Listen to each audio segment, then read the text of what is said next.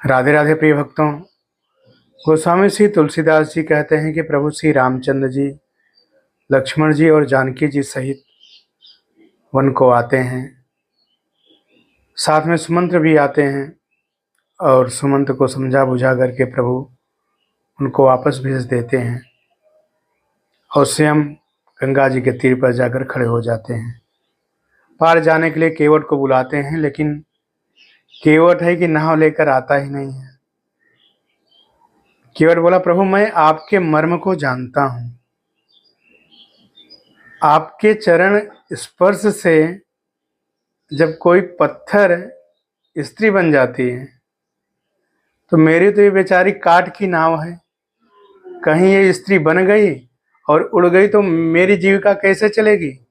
मैं क्षमा चाहता हूँ, भले ही लक्ष्मण मुझे तीर मारें, लेकिन हे तुलसीदास के स्वामी, मैं आपको पार नहीं उतारूंगा।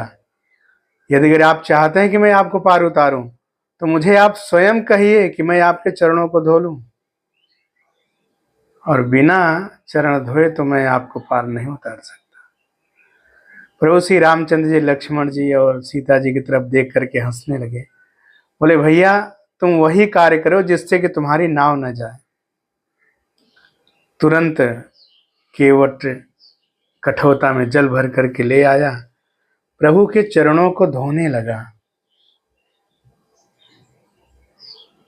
और धो करके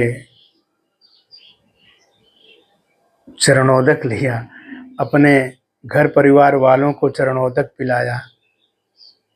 प्रिय भक्तों, पहले उसने अपने पूर्वजों को तार दिया, भव से पार किया, फिर जाकर के भगवान को भव से पार किया।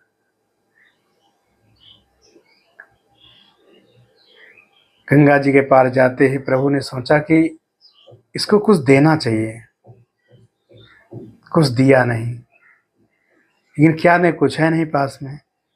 सीता जी मन की बात जानती हैं और तुरंत उन्होंने अपनी अंगूठी उतारी और प्रभु श्री राम जी को दिया। बोले, आप ये दे दो उनको। श्री रामचंद्र जी देने लगे, लेकिन केवट लेता ही नहीं। बोला, प्रभु रोने लगा, चरणों में गिर पड़ा। बोला, महाराज आज तो मैं सर्वस्व पा गया।